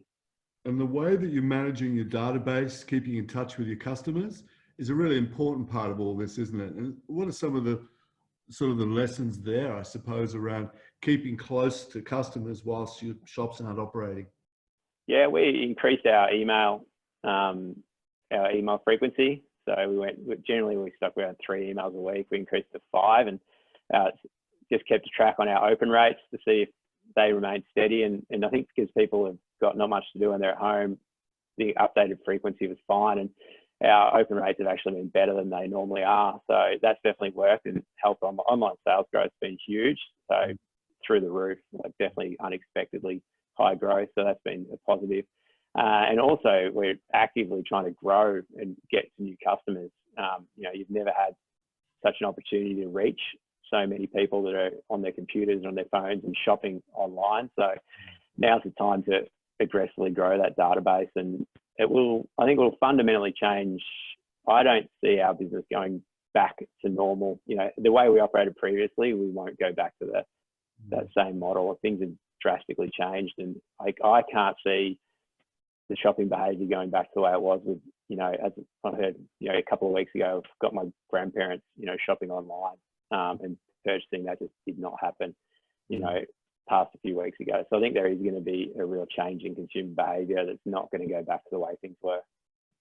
And Dave, one other question, if I may, price positioning, because one of the ways, of course, to attract new customers is around the discounting proposition, particularly online. We're seeing a lot of that, particularly linked to that moving inventory piece. Yeah, we've been discounting very hard. Right, and reconciling that to brand position, is that one of the sort of the challenges? Definitely, we hate discounting. We've been trying to get off that. You know, site-wide sale is a big thing in online, and it does, as soon as you go site-wide, your sales and conversion rates go through the roof. And we've been site-wide now for 10 days at 50% off, which we've never done before. But we had to get our sell-through rates up to a point where we're not going to have a huge inventory problem in 3 months' time with winter inventory. And we've coming off full site-wide today, and we'll go to targeted markdowns. But it has been, we've grown our data. It's been extremely worthwhile because we've, you know, brought in a lot of cash into the business to keep the business going, and we're going to be able to bring more staff back on. And we've also grown our database a lot, and hopefully stolen some customers off our competition as well. Yeah, what I've liked about this session, and I'm grateful for your time, is the ability to rethink, recalibrate, play to your strengths, and really build out what Mr. Simple will look like. Can you touch just briefly before we leave you on SideLife and how that's played a part? Yeah, SideLife's the parent company, which I started as a wholesale company in 2003. So we have the right to Herschel Supply, which is a luggage, bag, accessory, and, you know, travel almost based company. So that's the other part of the business. We have a couple of retail stores for that and wholesale. And obviously the travel part of that is just completely gone. You know, travel, no one's buying luggage at the moment. Luckily, sales for like laptop sleeves, you know, hip sacks, you know, sort of those type of items are going really well. And we also wholesale to all your big, you know, David Jones, Myer, all your streetwear accounts. And yeah, it's, you know, we've just seen all forward orders pretty much being cut, as anyone who has a wholesale business will see. No one knows what the rest of the year is going to look like. I think that once JobKeeper ends in September, after that, and then we'll have Christmas trade. So I think things won't be too bad until into the new year. But I think once we get through into that traditionally bad retail period of sort of February, I think it's going to be very, very tough out there. Yeah, no, I share that. I think that's absolutely right. David, really appreciate your time. Great contribution. Anastasia, any questions for David at this point? There's been a couple. I think I think David's answered a lot of them around how he's interacting with his database very differently and how he's changed the way he works. Has there been any other aspects that you've kind of changed about your online presence? I suppose has been asked, and then in particularly if you've got anything in regional areas, and some of these questions might actually go out to Matthew as well. You know, if there's any regional areas and you're changing the way you operate online there, and are you seeing an increased uptake? Yeah, we have, obviously the business, most of our stores are based in Melbourne, but our office is actually up in Byron Bay, and we have 2 retail stores up here. And for regional, like we're a holiday area, and normally it'd be the busiest time of the year right now up here, and it is an absolute ghost town. I've never seen it like this. Stores are closed, but we are seeing extremely good sales. Regional areas have always been really good for us for online sales, and I think traditionally the catalogue business has serviced that market really well forever. So those customers are used to shopping remotely. So I think that's still a really big opportunity. And I also, with frequency, one thing I didn't want to mention with marketing, well, I made a conscious effort not to talk about COVID-19 really. We made a few mentions with store closures and what we're doing, but really tried not to go on about it, because I know personally, I was kind of, every brand that I followed, I was getting these letters from CEOs and all this thing, and I didn't think that they were just cut and pasting everyone was, and so I just made a conscious decision not to do that. And I think that definitely hasn't hurt the business, and it's been fine. And we've tried to keep the conversation a bit more just normal, you know, is what's going on.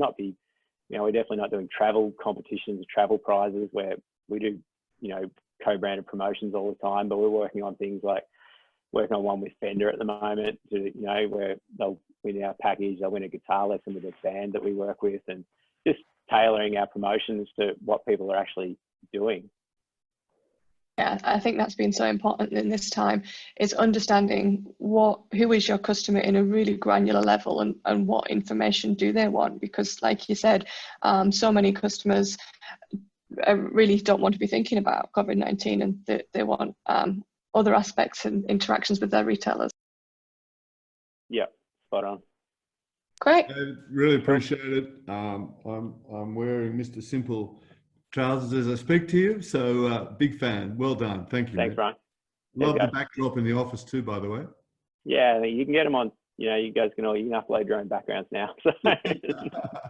Very good. Appreciate it, David.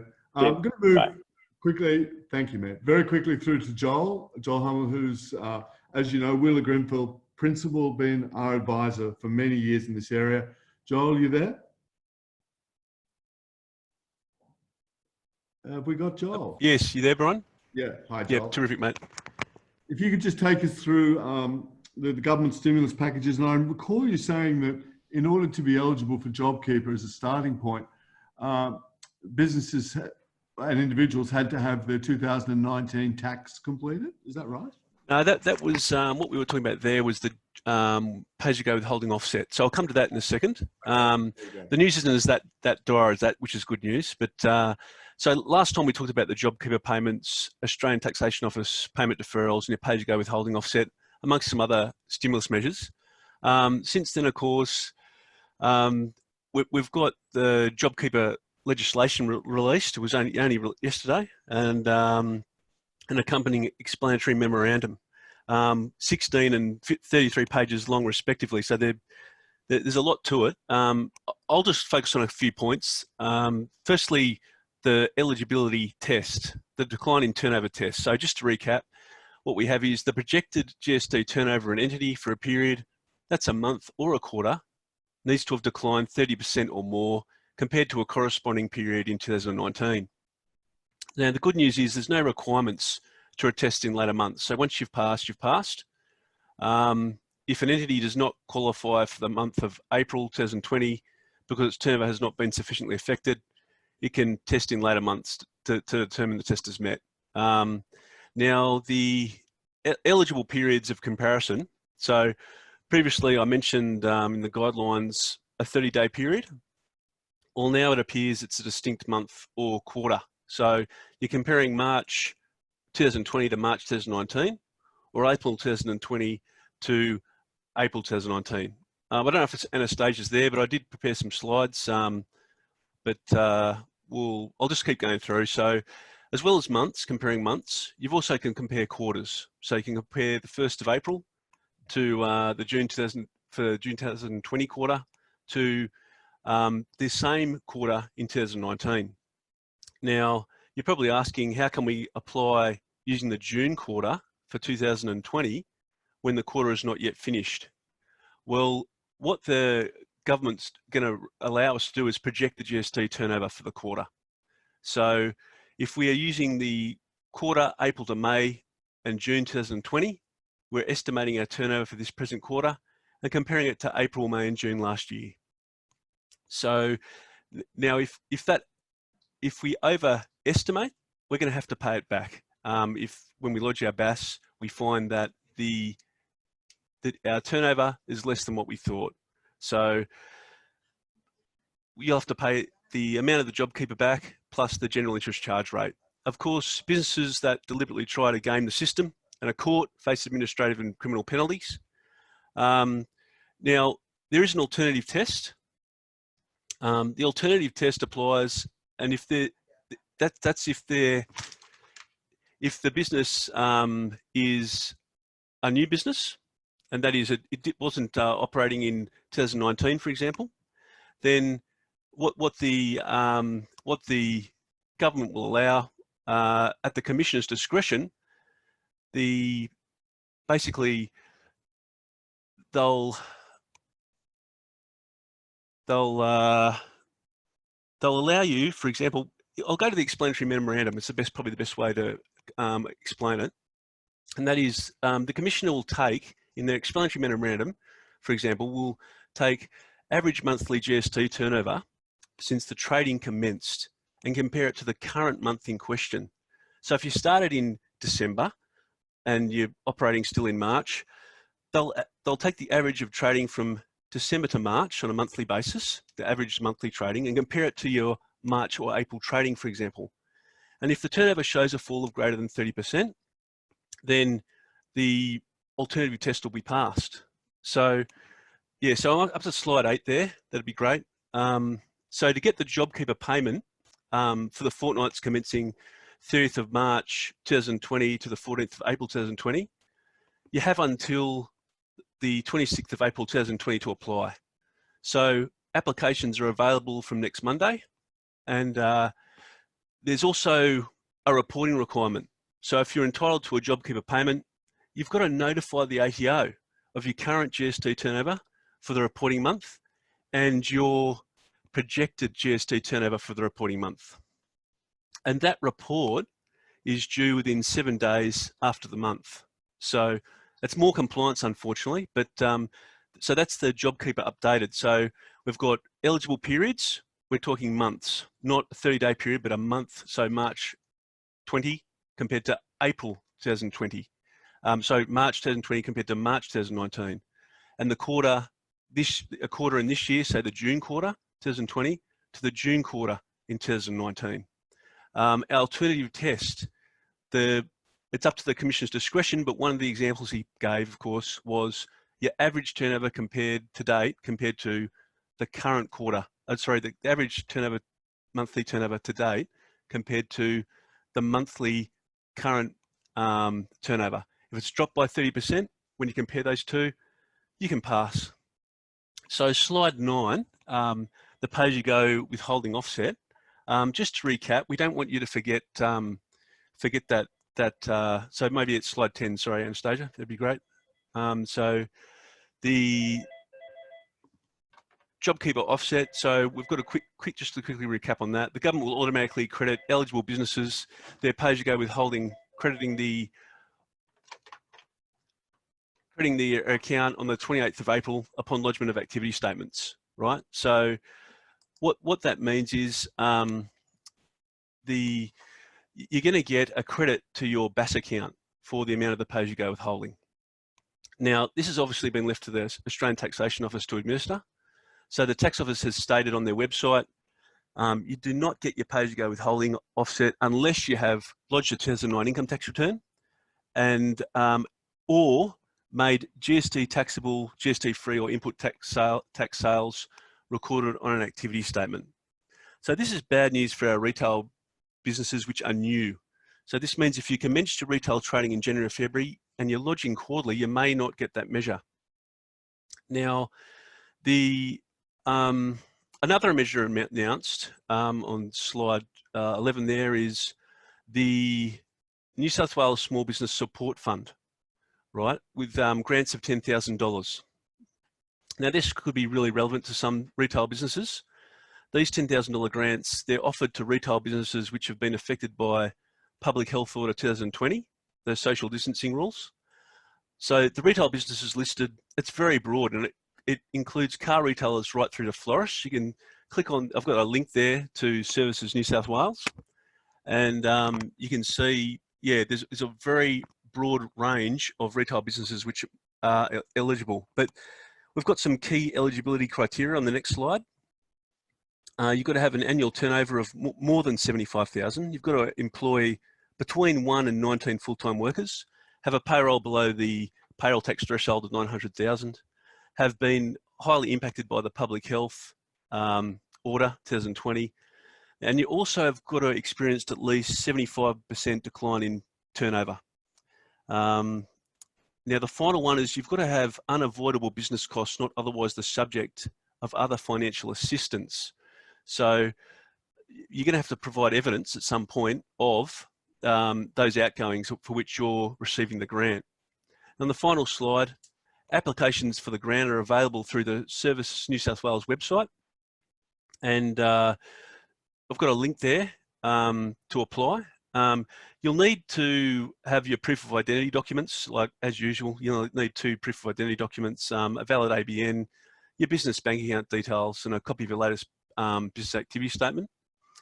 And as with the JobKeeper, we've got to be careful. I know times are desperate and it can lead people to desperate measures, of course, but the New South Wales government is warning it will be conducting audits on this $10,000 grant, and to make sure people are truly eligible. And you'll need to keep your records for 5 years for that. That's all for now. If anyone's got any questions, just let me know. Hopefully that was of some help. Thank you.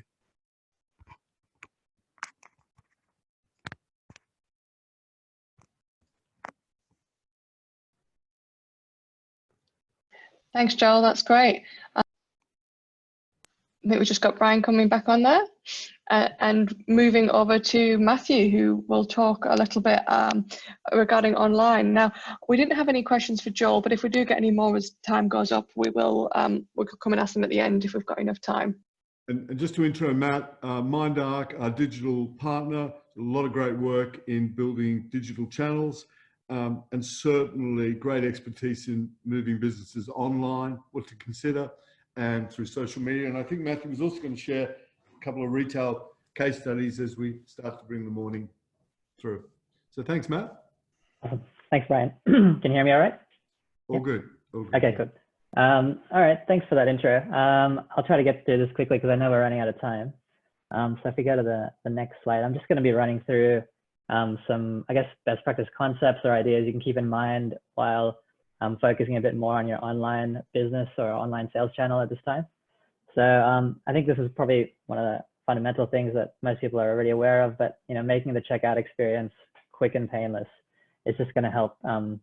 Obviously, potentially people have a little bit more patience now because there's more time spent at home, just have nothing to do, but always creating that frictionless experience from getting onto your website, first landing on there, understanding what product they're trying to find, and having that clear and concise throughout the experience is always important. You don't want to overwhelm the shopper or create any sticky points where they're not sure what to do next.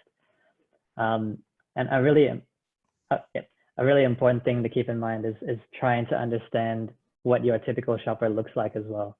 And this might be changing at the moment, particularly for your online channel, as more people are forced to go onto that online channel. Are you serving a lot of millennials, or are you serving an older demographic? And how does that change the way you present your product on your site?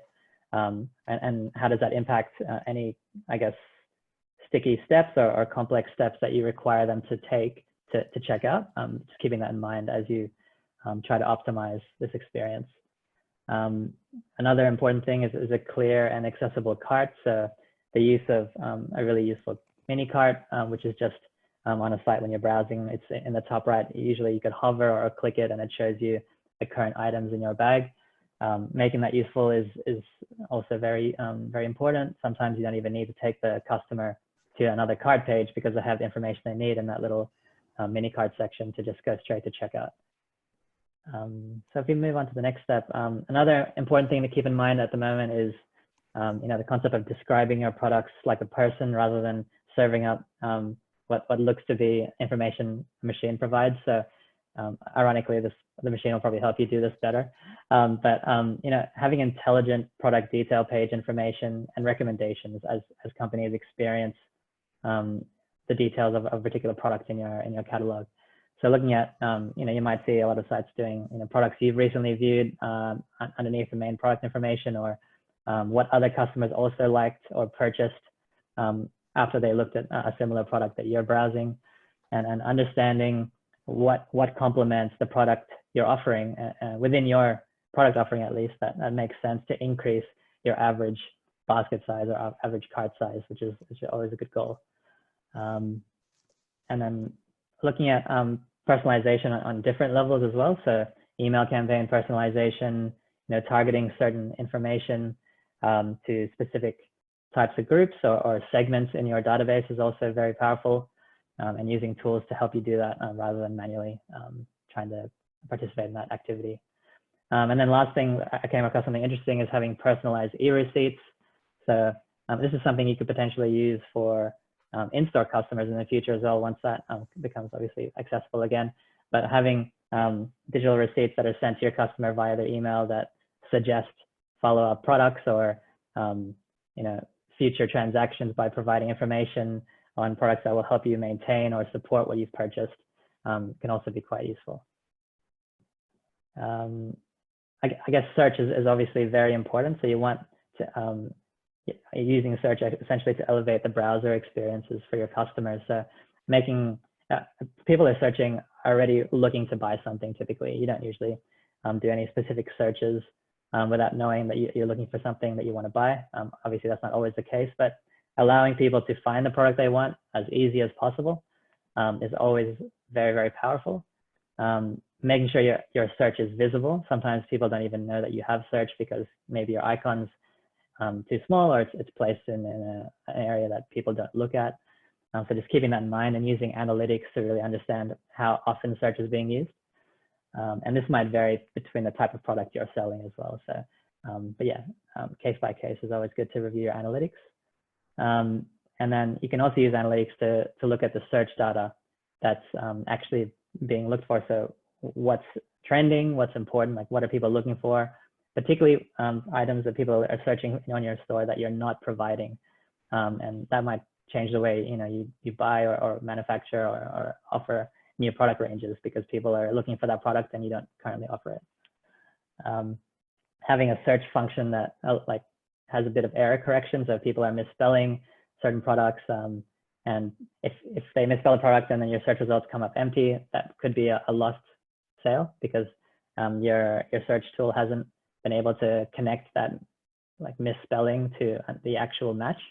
Or having predictive search, when people start typing, results are just starting to be served based on what they think or what they're predicting the customer is looking for. That's also very powerful, and you can look at search solutions like Algolia Search, who provide really strong APIs around that to make your search very quick as well.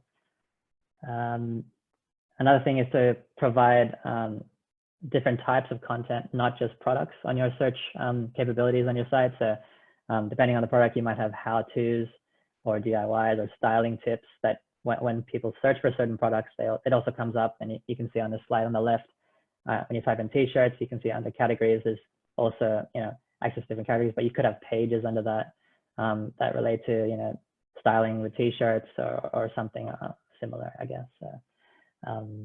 Yeah, we'll just hop into the next slide. So this is a really interesting one. So creating more seamless experiences between in-store and online. So at the moment, obviously, it's one directional. People are trying to focus on bolstering that online experience. So some of the key things we've seen done, and King Living have done a really interesting job at this as well, is you know, they're trying to make their furniture showroom and video chat and whatnot accessible. So having that one-to-one consultative experience, and how do they extend that into the digital experience, so they can do things like video chat, or you know, interactive showroom viewing, or interactive but like virtual showroom, where you know, they might use video to show products in the showroom. I think that's particularly powerful at the moment, and it's a good way to also engage your staff to, you know, if your showrooms are closed, obviously, have them provide these types of services to then still service the customer and give them that experience that they can't get at the moment.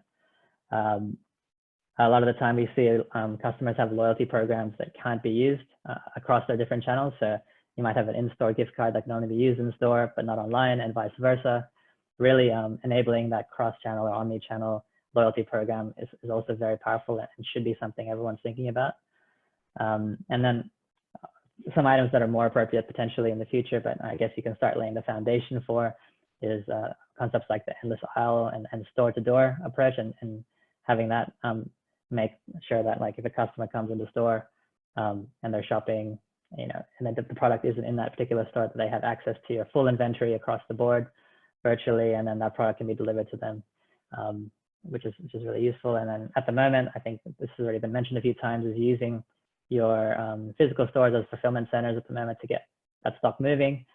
This kind of lays the foundation for that type of concept.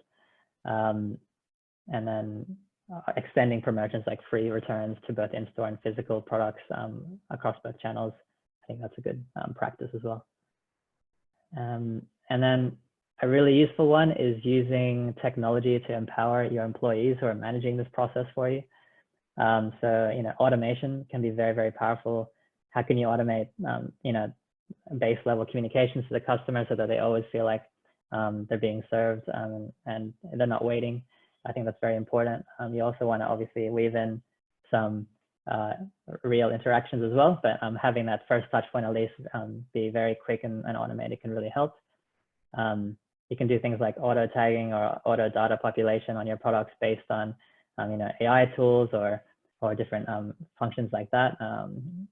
The screenshot on the left side is an example of an automation program in Shopify called Shopify Flow, where you can essentially define different workflows to create automated processes. So if an order is made, you know, how do we track that order to align with what marketing we want to do?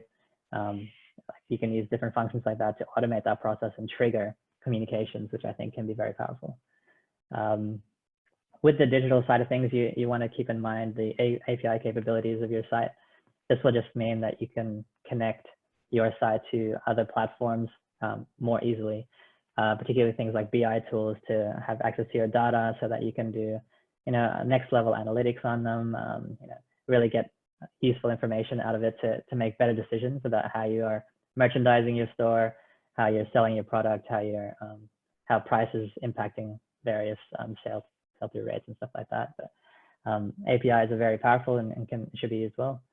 And then, yeah, as I mentioned, BI tools, yeah, to understand those different things, and even UI enhancements. But that was a very quick summary because I know we're running out of time. So hopefully that made sense.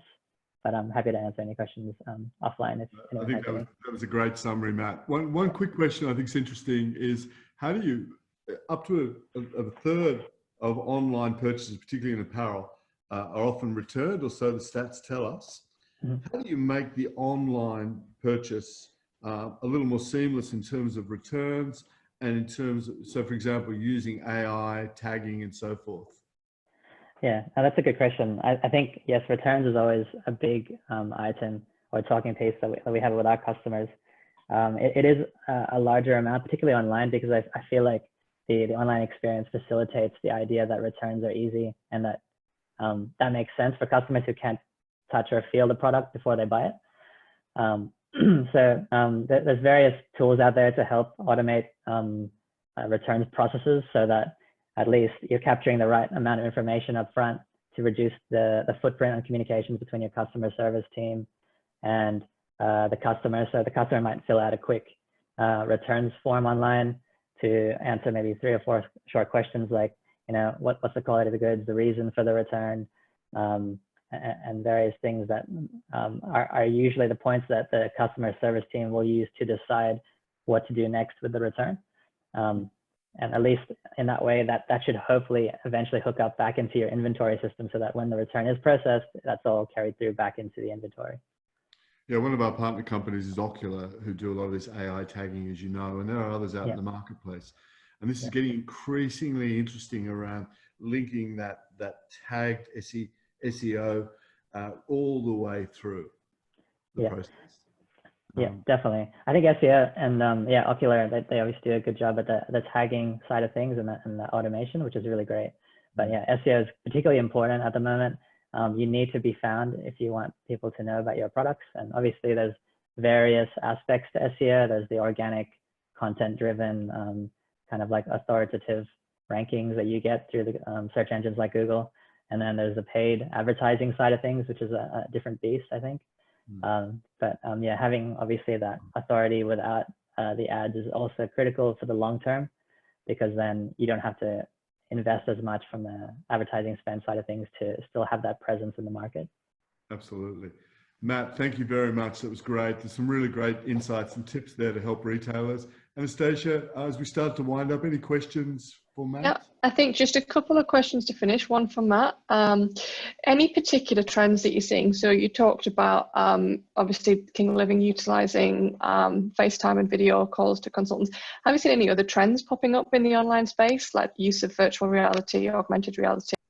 Yeah, I think augmented reality is definitely something that's there's a lot more conversations happening around that, and I think it makes sense.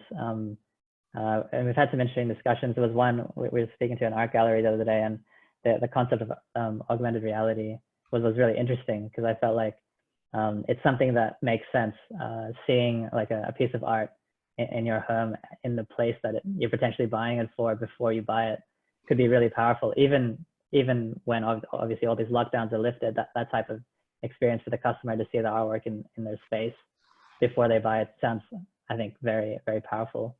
So yeah, definitely augmented reality is coming up, and depending on the platform you're on, there's different ways to implement that. I mean, Magento has Adobe Aero, I think, that enables that for them, and on Shopify you get that out of the box with some of their AR technology that they've built in.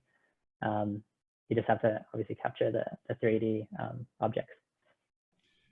So ladies and gents, if you're looking to start up your digital ecosystem, if you're looking to enhance, Matt and the team at MindArc are definitely worth a call.